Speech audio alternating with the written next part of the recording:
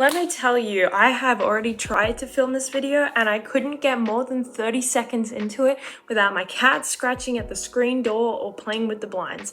I have locked him in a room, he cried and screamed in that room, so I let him out and he's sitting at the blinds, but I think he's gonna behave. So I'm gonna insert some footage of me trying to film with him scratching in the background here. Like, Miko, I'm so sorry, he's playing with the blinds. Jerked and very...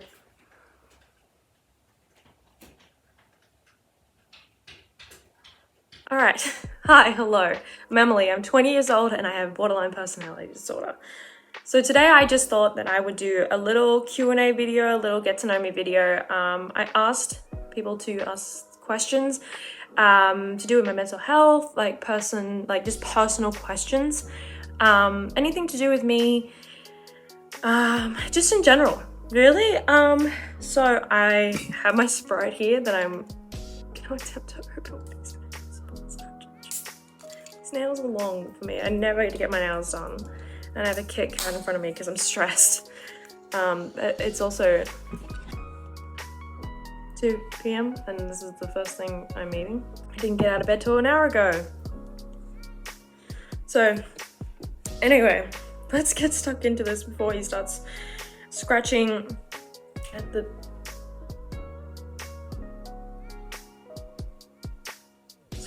door again. This one is going to be a lot shorter than my last video, so thank you to everyone who watched that video. I need to stop and say that. Thank you so much for watching that video. I had so much undying support and kindness. Hi everyone, it's me editing. This does end at some point. He does it for a long time and it really it really upset me because I was just trying to film, but it ends soon. The front door. Are you done? Are you done? Anyway, as I was saying, I would like to take a second and just thank everyone who sat through that video. And I had so much kindness and support throughout that video and it was truly breathtaking and honestly gobsmacking how much support I got from that. I really wasn't expecting that, so I just want to say thank you so much for that, and I only hope that that video helps more people in the future because that's what I want to do. But without further ado, I am gonna get into this video finally. I've been filming for the past 20 minutes. This video is gonna be like 10 minutes long and the rest of the 10 minutes is just my cat scratching at a sorry for the swears. But basically what I'm gonna do is I have a couple questions here and there's only a couple, so I'm gonna take my time and answer them. He just crawled out from under the TV cabinet. I'm gonna start with the less personal questions and get into the deeper ones towards the end, but here we go. What's something you really enjoy doing or your favorite way to pass time? I have very limited hobbies, actually. I read books. I read a lot. I'm obsessed with Colleen Hoover right now, and I know she's very, very popular and she's been talked about till the day's end, but it's worth it. I read 3 of her books, 2 or 3 of her books, 2 books in 2 days. It was mind-blowing, and I have them sitting right here. I have November 9th, maybe someday, maybe not. I don't know what they're called, I can't see them, but I read It Ends With Us, and also I read All Your Perfects. They were incredible. It Ends With Us was an incredible book, and I loved it. I sobbed, I cried. Beautiful book. I also like sitting down and watching TV. I'm quite an introverted person, so I kind of just like doing stuff at home. I watch TV shows over and over again. I'm currently watching The Act for the first time, which is the Gypsy Rose Blanchard and the Dee Dee Blanchard case. It's very interesting. I'm half an hour left till I finish it, but I really enjoyed that actually. what else do I like doing? I like gaming. I like gaming with my boyfriend. Both of us have like custom gaming PCs, which he built mine for me because he's sweet like that. But I've been playing a lot of Overwatch lately. I only recently got into Overwatch, playing Overwatch 2 since it came out, and I'm really enjoying it actually. Like, we play with a lot of my partner's friends online, and it's a lot of fun actually. So I do like sitting and gaming at my computer, watching TV shows, or reading. I also like baking. I do like baking as well, and laying in bed. Sleeping is a good hobby of mine. I am a serial napper. I will nap at any given time of the day. What are some of your biggest accomplishments despite these struggles? I would say my biggest accomplishment to date is probably my certificate 4. I have a musical theatre. I did musical theatre for 4 years, and I studied the certificate 2 for 2 years. And it was a lot of fun. I met a lot of new people who I love and cherish. I graduated last year, the end of last year, but I would say that is probably one of my biggest accomplishments because I actually dropped out of high school. So I never thought that I would ever be able to go to uni or kind of achieve more in my life because of like my fear of school. But because of the environment that I was in, and I had so many friends and it was a lot of fun, it was something that I really liked doing, I was able to get it done. It doesn't mean I did not struggle or I did not want to quit. Like every month, every time an assignment would come out, I'm like, that's it. This is the time I have to say goodbye. Like, but that is definitely something that I am very proud of. Another thing that I recently achieved, I donated plasma for the first time. I didn't donate whole blood because I recently got a tattoo and you need to wait 4 months prior, like 4 months after you get the tattoo prior to getting whole blood or platelets. I'm not sure about the actual wait time of platelets, but Lifeblood was having a kind of promotion at the moment for World Plasma Week. So me and my partner did donate plasma, and I thought that was really cool because I've always wanted to donate like blood before, and I never really thought about donating plasma because it's not really talked about, but I thought that was really cool. And like for me, that was a big step for me because I've always had like a phobia of needles. Like I can't even be near one, but I did have some health problems last year, so I kind of got over that fear because I had to get blood test after blood test after blood test. So in the end, I never thought it would be something I'd be able to do is donate like blood or plasma, but I did it. I'm very proud of it. Very proud of my partner as well. He was very nervous about it, but I have a little photo of him when he was, because he donated about 200 milligrams more than me because he's larger than me. He's 6 foot tall. I'm 5'3", and he was there a bit longer than I was because the machine hated him for some reason.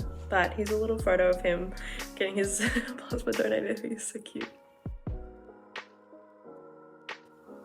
I would say another, like, I forget about this all the time, but I moved out of home. I never thought that I'd be able to do that. That is probably my biggest achievement. Actually, I moved out of home. I never thought that I would make it to this point. I never thought that I would ever make enough money to get to this point.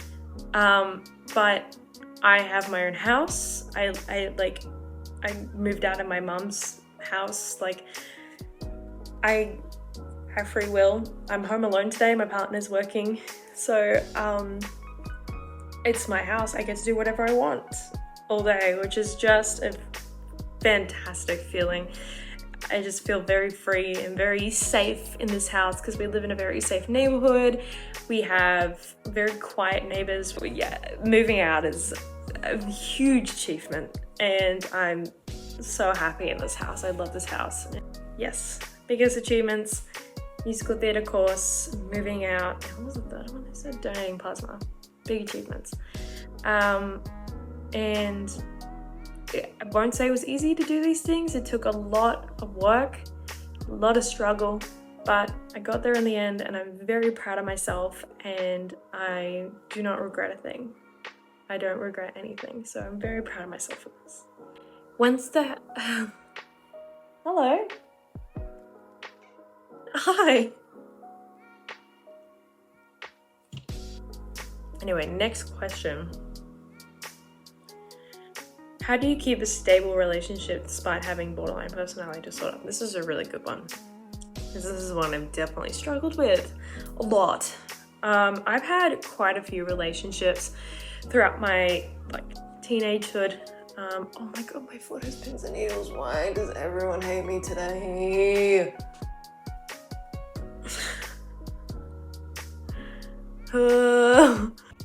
How do I keep a stable relationship? This is such a good question, because it has taken a lot of trial and error and a lot of work for me, not in our relationship, just for me personally. I kind of see my breakups now and previous relationships as lessons to be learned instead of heartbreak, because quite frankly, nothing compares to my current relationship. Nothing can compare, honestly. And I just take them as lessons in places I can improve and what I don't like in a partner. So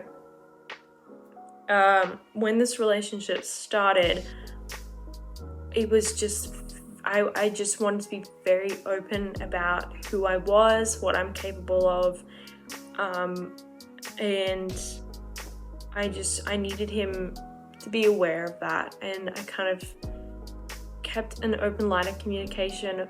However, I did have a massive wall built up that I needed to take down in order for this relationship to work, and it was very difficult to do that because, being vulnerable and open with someone new is so scary. But I'm very lucky that it was very easy with him, and he was easy to get along with. He was so patient and understanding and just willing to, accept me for who I was. And I think that has a lot to do with it, is that yes, I had to grow a lot to be able to achieve this, but it also was him being who he is and being incredibly sweet and just an amazing person. We definitely have our rough patches like every other relationship. No, our relationship is not perfect. We have arguments where we both think we're in the right, but neither of us probably are. I don't really know at this point, but we have an understanding that we can take time away. I can sit out here and he can sit in the office. We just take alone time, think about it, and come back together and discuss it. I feel like there's a lot of trust and communication involved, which is very hard and not as easy as it sounds, but it took a long time to build up. But we had a very strong foundation. We instantly connected as soon as we met, and very lucky that he is who he is, because he's an amazing person, and I feel like I'm able to grow more as a person with him and, become better. All right. What would be the one thing you would have changed about your mental health since being diagnosed? I was diagnosed a year ago, so I'm just trying to think about the past year. I don't think that I would change a lot of my experiences that I've gone through in the past year, because they are just learning experiences, and they're so important that I learned them so that I know not to do them again, or how I react to certain things. I think that it's been a very big learning experience, and it's been great. It obviously has had its downsides, but again, it's just a lesson to learn. and something to get through. Have you ever had any bad experiences with medication? Absolutely. Oh my God. The first time I went on medication was the absolute wrong medication for me. Honestly, sorry, just moving my thread into a coaster. But I had such a bad reaction, and that was the first time I ended up in hospital because of my mental health. It was terrible. I felt awful all the time, anxious all the time.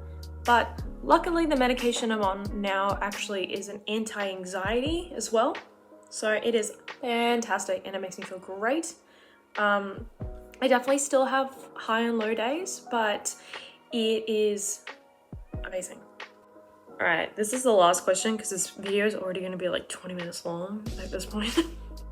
If you could tell the world one truth about BPD, what would it be? There is a lot of stigmatism with borderline personality disorders, especially in hospitals. If you go in there and you're saying, I'm having a breakdown, I have borderline personality disorder, they're like, don't worry about it, you're fine. You know? One thing I do want to say is I keep saying stigmatism. I mean stigma. I keep saying stigmatism. We're not bad people. There's a lot of stigmatism with borderline personality disorder. We're not bad people. We're severely misunderstood. No one understands us unless you have the disorder yourself. But even then, it's still, completely different experience, completely different person. You don't understand what they're going through and what's going on in their mind. We're not bad people. We're not, seeking attention 100% of the time just for the fun of it. It's a genuine cry for help. I think there's a lot of stigmatism around that. We do a lot of things for attention, and yes, we do, but it's also a cry for help. There is someone at my door. Hold on. I just had someone come to the door asking about solar panels, and we rent this house, so we can't get solar panels, and I'm wearing this shirt, which is a cute shirt, but I'm also wearing my partner's shorts, which it's not a cute outfit, I look great from here up, but here down is, oh my God. It's so embarrassing. Oh my God, I'm pretty sure this top was not covering everything, which is just fantastic, Anyway.